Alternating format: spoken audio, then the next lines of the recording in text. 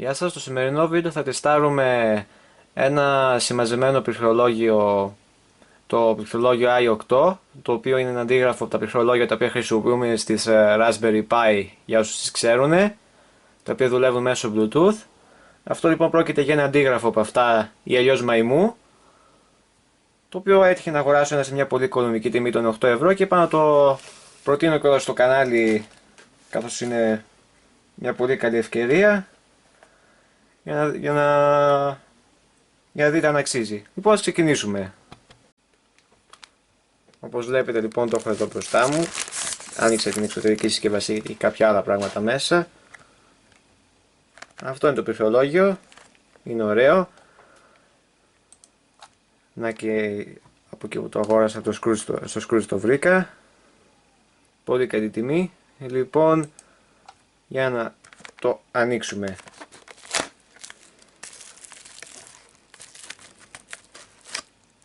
Καλώδιο micro USB. Αν γιατί το έχει, υποτίθεται πως είναι με μπαταρίες ΑΑ, κάτι τέτοια πληκτρολόγια. Αυτό είναι λοιπόν το πληκτρολόγιο. Εμφανισιακά φαίνεται ωραίο και έχει και αρκετά καλή κατασκευή για τα λεφτά του. Μπορούσα να πω πολύ καλή. Εδώ πίσω μπαίνουν οι μπαταρίες ΑΑ. Άκυρο, δεν παίρνει μπαταρίες ΑΑ, βλέπω ότι είναι επαναφορτιζόμενο. Δεν ξέρω γιατί το έλεγε έτσι το κατάστημα και το υποβάθμιζε. Καλύτερα. Και μάλιστα βλέπω ότι η μπαταρία είναι και από Nokia. Η BL5C ήταν σε κάποια κινητά της Nokia τοποθετημένη, από όσο ξέρω, γιατί έχει τύχει να τη δω. Επομένως, άμα χαλάσει, υπάρχουν και ανταλλακτικά ακόμα και γνήσιες Nokia. Ο σήματος δέχτης. Και άμα είναι το ξανακλίνουμε. Βγαίνει, έτσι, για να το δούμε λίγο και αυτό. Ωραία, βγαίνει. Λοιπόν, το κλείνουμε από εδώ πίσω και πάμε τώρα να το δοκιμάσουμε στον υπολογιστή, να δούμε τι μπορεί να κάνει. Συνδέουμε λοιπόν τον δέχτη.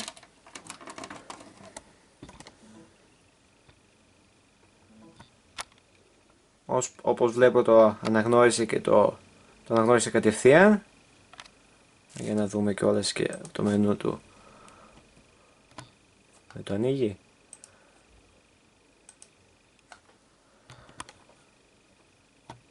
Εντάξει, αυτό θα πατήσουμε παράληψη, διότι υποτίθεται πως θα έχει κατευθείαν. Υποτίθεται πως είναι plug and play, επομένως δεν χρειάζεται να περιμένουμε. Άρα εγκαταστάθηκε κατευθείαν.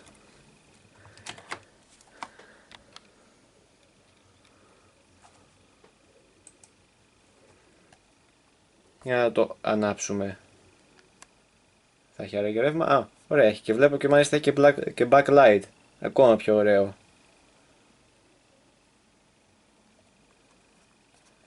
Για να δούμε.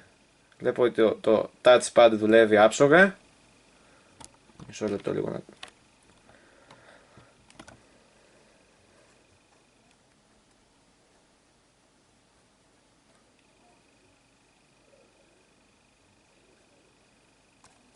Για να δούμε λοιπόν, θα ανοίξουμε τώρα.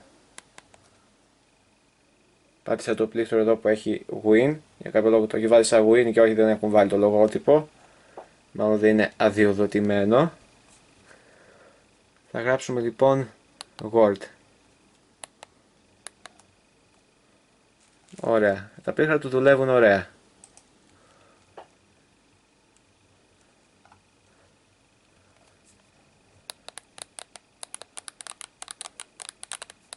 Όπως βλέπετε, πληκτρολογώ και δουλεύει, γράφει κανονικά.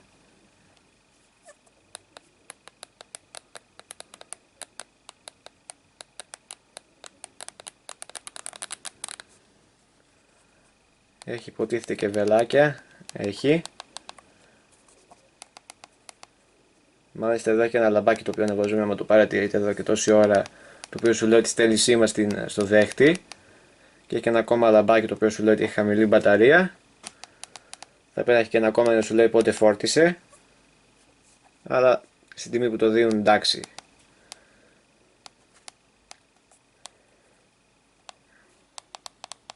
Βλέπω δουλεύει αρκετά αξιόπιστα.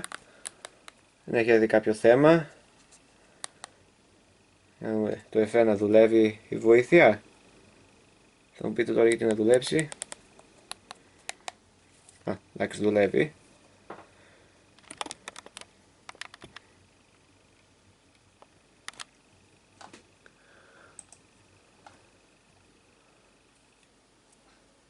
Το touchpad δουλεύει και αυτό, για να κάνουμε και κλικ να δούμε πως δουλεύουν όλα ok.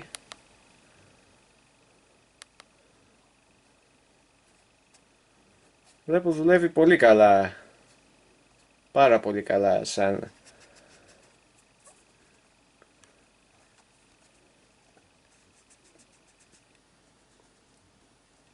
να το πούμε κινέζο πληκτρολόγιο. Πολύ καλή αγορά.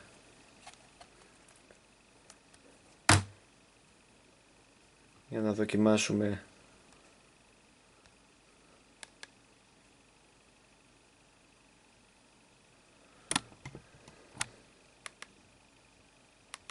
Και αυτά δουλεύουνε. Και η φωνή βλέπω να την κλείσει. Την κλείνει, άμα φαίνεται. Ναι. Άρα πάρα πολύ καλό. Προτείνεται. Αυτά λοιπόν, like και subscribe αν σας άρεσε το βίντεο. Σε ευχαριστούμε.